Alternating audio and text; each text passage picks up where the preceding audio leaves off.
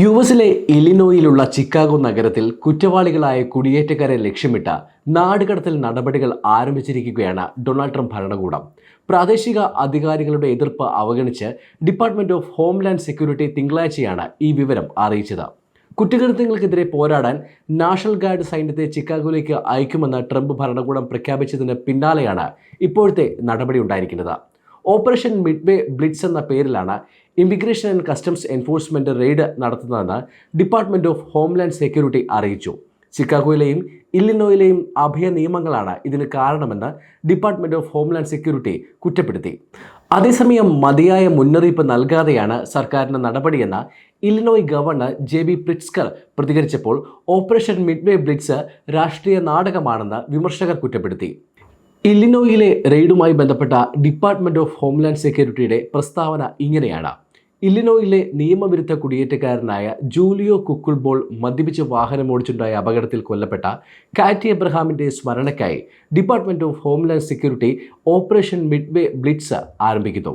Governor പ്രിറ്റ്സ്കറും അദ്ദേഹത്തിന്റെ അഭയ നിയമങ്ങളും തങ്ങളെ സംരക്ഷിക്കുമെന്നും അമേരിക്കൻ തെരുവുകളിൽ സ്വതന്ത്രമായി വിഹരിക്കാൻ അനുവദിക്കുമെന്നും അറിയാമായിരുന്നതിനാൽ ചിക്കാഗോയിലേക്കും ഇല്ലിനോയിലേക്കും ഒഴുകിയെത്തിയ കുറ്റവാളികളായ നിയമവിരുദ്ധ കുടിയേറ്റക്കാരെയാണ് ഈ immigration and customs enforcement raid ലക്ഷ്യമിടുന്നത്. പ്രസിഡന്റ് ട്രംപും സെക്രട്ടറി ഡോമും നിയമവിരുദ്ധ കുടിയേറ്റ കുറ്റകൃത്യങ്ങളുടെ ഇരകളോടൊപ്പം നിൽക്കുമ്പോൾ ഗവർണർ പ്രിറ്റ്സ്കർ ക്രിമിനൽ നിയമവിരുദ്ധ കുടിയേറ്റക്കാർക്കൊപ്പം നിൽക്കുന്നു. ഡിപ്പാർട്ട്മെന്റ് ഓഫ് ഹോംലാൻഡ് സെക്യൂരിറ്റിയുടെ ഇപ്പോഴത്തെ നടപടിയെക്കുറിച്ച് നമുക്ക് വിശദമായി നോക്കാം. ഡെമോക്രാറ്റിക് പാർട്ടിയുടെ ഭരണമുള്ള നഗരങ്ങളിലും സംസ്ഥാനങ്ങളിലും ഫെഡറൽ നിയമനിർവഹണവും നാഷണൽ ഗാർഡിന്റെ സാന്നിധ്യവും വർദ്ധിപ്പിക്കാനുള്ള ട്രംപിന്റെ ശ്രമങ്ങളുടെ ഭാഗമാണ് ഇപ്പോഴത്തെ ഈ നടപടി. പ്രാദേശിക ഉദ്യോഗസ്ഥർ കൊലപാതകങ്ങളിലും മറ്റ് അക്രമങ്ങളിലും കുറവുണ്ടെന്ന് അവകാശപ്പെടുമ്പോഴും പ്രസിഡൻഷ്യൽ അധികാരം ഉപയോഗിച്ച് കുറ്റകൃത്യങ്ങളെ നേരിടാൻ ശ്രമിക്കുന്നുവെന്നാണ് ട്രംപിന്റെ വാദം. അതേസമയം governor J B. പ്രിറ്റ്സ്കറും Chicago mayor Brandon ജോൺസണും ഓപ്പറേഷനെ രാഷ്ട്രീയ സ്റ്റണ്ട് എന്ന് വിശേഷിപ്പിച്ചു.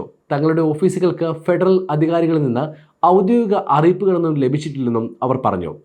കുറ്റകൃത്യങ്ങളിൽ ഏർപ്പെടുന്നവരെ ലക്ഷ്യമിട്ടാണ് ഓപ്പറേഷൻ മിഡ്വേ ബ്ലിറ്റ്സ് ആരംഭിക്കുന്നതെന്ന് ഡിപ്പാർട്ട്മെന്റ് ഓഫ് ഹോംലാൻഡ് സെക്യൂരിറ്റി അറിയിച്ചു.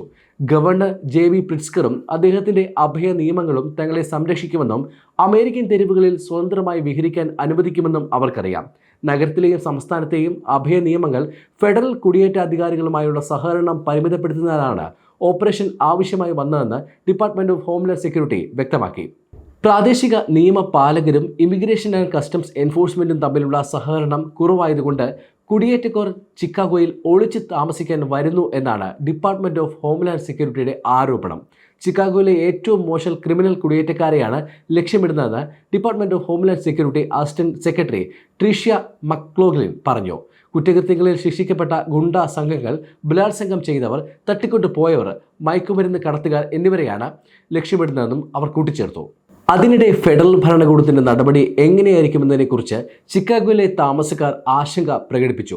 ഇല്ലിനോയിക്ക് പുറമെ ഡെമോക്രാറ്റുകൾ ഭരിക്കുന്ന മസാച്യുസെറ്റ്സിലും കുടിയേറ്റ വിരുദ്ധ ഓപ്പറേഷനുകൾ ആരംഭിച്ചിട്ടുണ്ട്. കഴിഞ്ഞ വേനൽക്കാലത്ത് ട്രംപ് ഭരണകൂടം ഡെമോക്രാറ്റുകൾ ഭരിക്കുന്ന നഗരങ്ങളിൽ കുടിയേറ്റം തടയുന്നതിനുള്ള നടപടികൾ ശക്തമാക്കിയിരുന്നു. നേരത്തെ ട്രംപിന്റെ ഭരണത്തിന്റെ തുടക്കത്തിൽ ലോസ് ഏഞ്ചലസിൽ സമാനമായ രീതിയിൽ കുടിയേറ്റക്കാരെ ലക്ഷ്യമിട്ട് നടപടി ഉണ്ടായിരുന്നു.